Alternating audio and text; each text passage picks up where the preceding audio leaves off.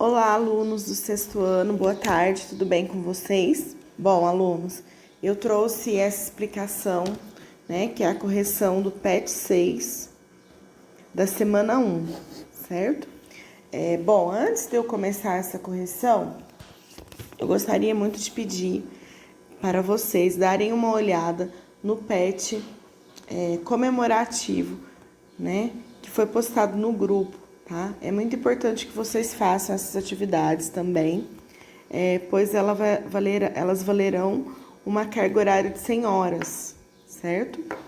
Bom, e é importante também que vocês façam as atividades do PET, de todos os PETs, principalmente desse que nós estamos vendo agora, que é o PET 6, para a gente não perder o eixo, não perder as atividades, irem acompanhando para ficar em dia, tá? Então vamos lá. O primeiro vídeo, o primeiro texto, ele traz um infográfico, certo? Nesse infográfico, está dizendo o seguinte: como criar qualquer coisa. Então aí tem algumas imagens, e algumas frases que indicam como que você cria qualquer coisa. O infográfico ele está informando para os leitores.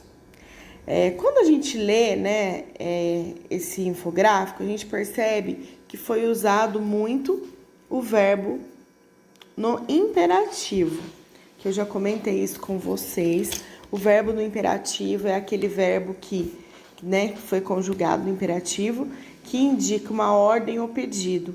Então, a gente percebe isso ao longo da leitura do infográfico. Por exemplo, largue o que está fazendo. Então, largue, exprimindo ordem, expressando ordem. Acalme-se, esqueça, comece. Então, é uma ideia de ordem ou pedido. Então, quando os verbos são conjugados no imperativo, eles são conjugados para expressar esse tipo de sentido nas frases, certo? Bom, então aí nós temos 3 perguntas sobre o texto infográfico. A primeira é a seguinte: os termos largue, esqueça, comece e seja utilizados no texto indicam. Então, esses termos aí são verbos, certo? Como falei para vocês, são verbos conjugados no imperativo. Aí vocês vão assinar lá, eles indicam conselho, ordem ou pedido, certo? 2. No trecho esqueça as preocupações de sempre, o termo destacado indica afirmação, intensidade ou tempo, sempre, vai nos remeter ao tempo. Quando? Sempre. Quando? Nunca. Então, seria nesse sentido. 3. No trecho, comece em qualquer lugar, o termo destacado sugere generalidade. Bom, eu acho que eu já comentei isso, não sei se eu comentei esse ano, mas já comentei alguns anos com o sexto ano, da generalidade e da identificação, Quando a gente fala qualquer lugar, a gente generaliza. Por quê? Porque pode ser qualquer lugar, a gente não determinou qual lugar é, Se a gente quiser determinar um lugar, a gente vai falar esse lugar, aquele lugar, a gente vai falar o nome do lugar. Nesse caso aqui, como foi usado esse pronome, qualquer, nós temos que perceber que existe uma generalidade. Por quê? Porque qualquer pode ser qualquer um. Então, generalizou. O que é generalizar? É colocar um todo, daquilo que a gente está falando. Por exemplo, a gente não identificou, certo? Bom, agora na atividade 2, vocês vão ler os 2 textos que tem aí, que são textos jurídicos. Inclusive, tem uma explicação aí, meninos. Textos jurídicos são textos com uma linguagem específica da área de direito. Então, esses textos são escritos por juízes, por advogados, por pessoas que trabalham nessa área do direito, certo? Eles geralmente contêm leis, né, artigos, resoluções, certo? Então, são basicamente esse tipo de texto.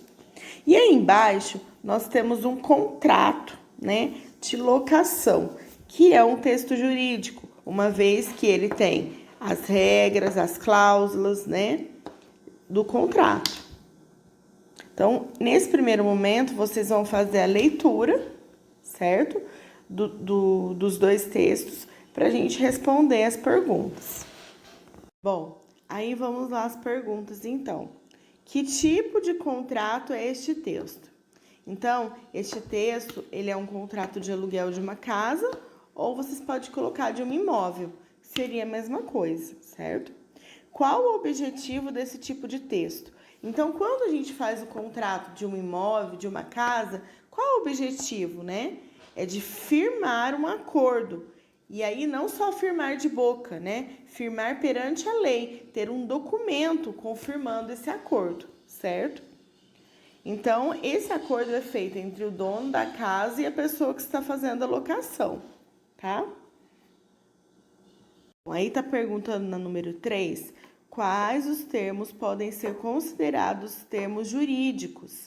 O que é jurídicos? A palavra jurídicos remete a jurídico, remete a leis, né? Coisas, leis, né?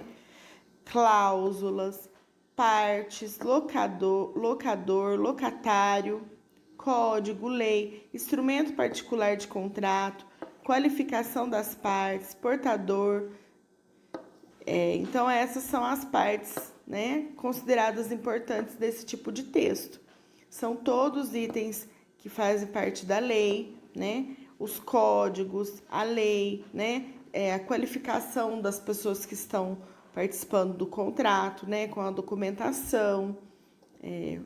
E, enfim, esse tipo de texto é um texto jurídico, né? Só para conhecimento de vocês, né? Porque dentro da língua portuguesa nós temos que conhecer e saber interpretar diversos tipos de textos. É lógico que vocês não vão aprofundar, né?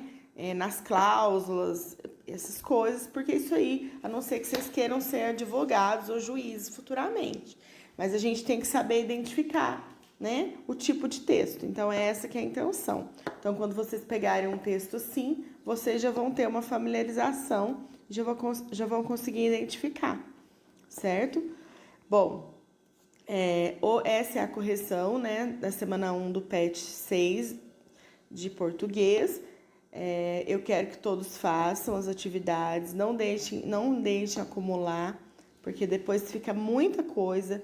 E toda vez que vocês forem fazer as atividades de português, eu quero muito que vocês leiam o texto e tentem responder, né? Não só copiar as respostas, porque isso aí vocês estão prejudicando vocês mesmos, né?